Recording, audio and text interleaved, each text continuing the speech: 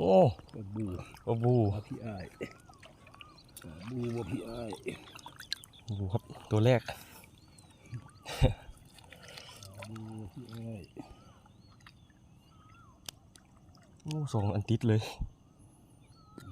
แม่งดูครับ มันลอยติดอยู่เอง โอ้ปลาจรวด จะเลือดจรวดสงคราม2 ตัวเลย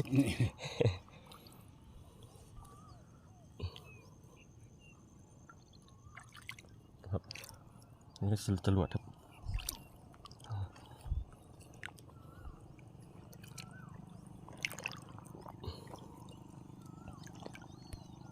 จะเลือดรุ่นนี้กับใคร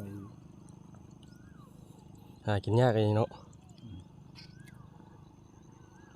แต่ฮอด20 ตัวนี่โอ้